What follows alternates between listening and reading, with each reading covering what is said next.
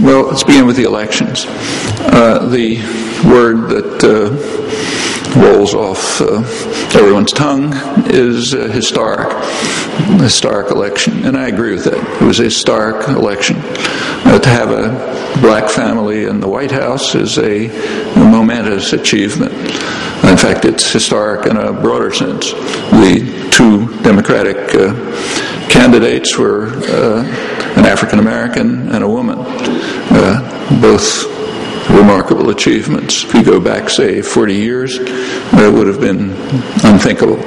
So something's happened to the country in 40 years.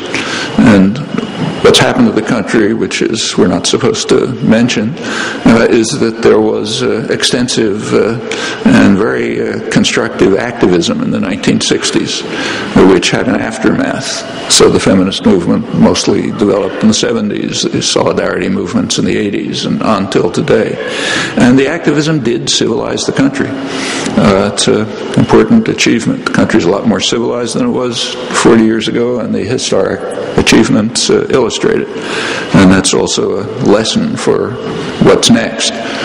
What's next will depend on whether the same thing happens.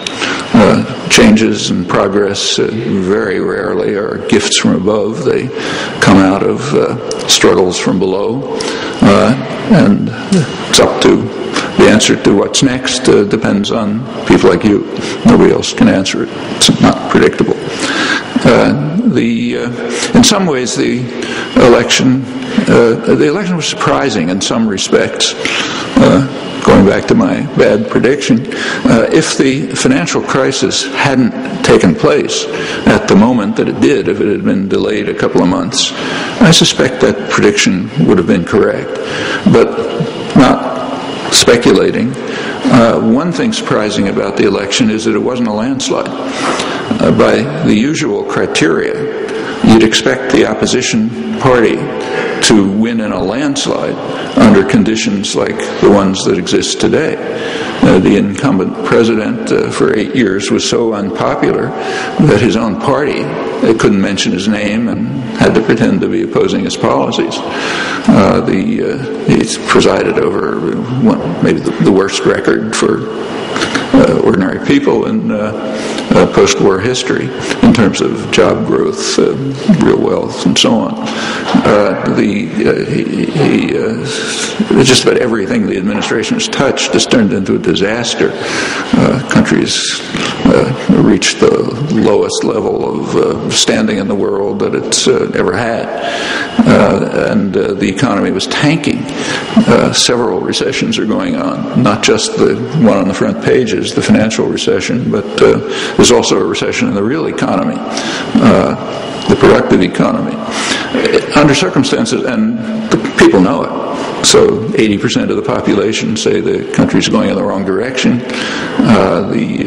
About 80% say the government does not work for the benefit of the people, it works for the few and the special interests. Startling 94% complain that the government doesn't pay any attention to the public will, and on like that. Under conditions like that, you'd expect a landslide for the opposition, almost whoever they are. And there wasn't one, which does raise some questions. So one might ask why there wasn't a landslide. And that goes off in an interesting direction. In other respects, the outcome was pretty familiar. Once again, the election was essentially bought. 9 out of 10 of the victors outspent their opponents. Obama, of course, outspent McCain.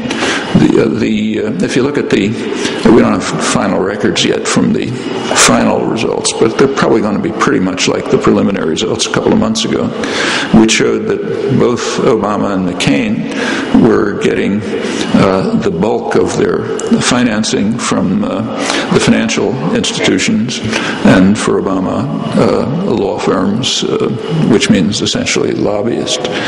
That was about over a third a few months ago. Probably final results will probably be the same. There is the distribution of funding has over time been a pretty good predictor of what policies will be like.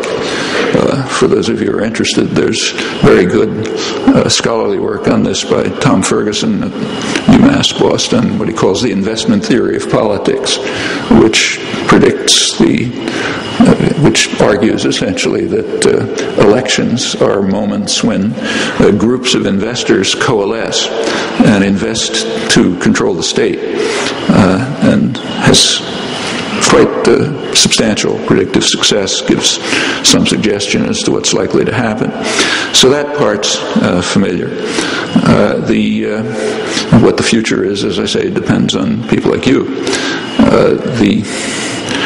The response to the election was interesting and instructive. It kept pretty much to the soaring rhetoric, to borrow the cliche that was the major theme of the election. The election was described as an extraordinary display of democracy, a miracle that could only happen in America, and on and on. Much more extreme in Europe even than here. There's some accuracy in that if we keep to the West. So if we keep to the West, yes, it's probably true that it couldn't have happened anywhere else. Europe is much more racist than the United States, and you wouldn't expect anything like that to happen. On the other hand, if we look at the world, it's not that remarkable. So let's take, say, the poorest countries in the Western Hemisphere, Haiti and Bolivia. In Haiti, there was an election in 1990, which really was an extraordinary display of democracy, much more so than this. In Haiti, there were grassroots movements, popular movements that developed in the slums and in the hills, which nobody was paying any attention to, and they managed, even without any resources, to sweep into power their own candidate, a populist priest, Jean-Bertrand Aristide. That's a victory for democracy, when popular movements can organize and set programs and pick their candidate and put them into office, which is not what happened here, of course.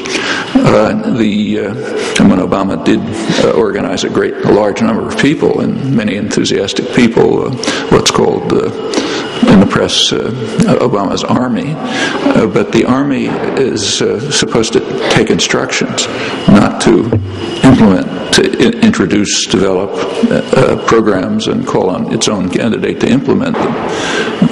That's critical.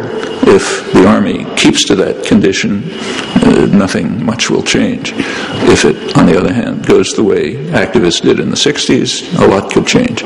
One of the choices that has to be made. However, so that's Haiti.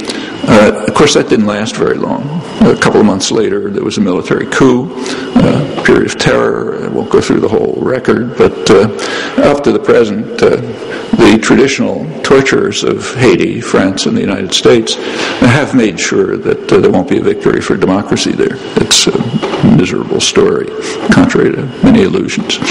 Take the second poorest country, Bolivia. They had an election in 2005 that's almost unimaginable in the West, certainly here, anywhere. The person elected into office was indigenous. That's the most oppressed population in the hemisphere, that is, those who survived. He's a poor peasant. How did he get in? He got in because there were, again, mass popular movements which elected their own representative. And they are the source of the programs, which are serious ones. They're real issues, and people know them.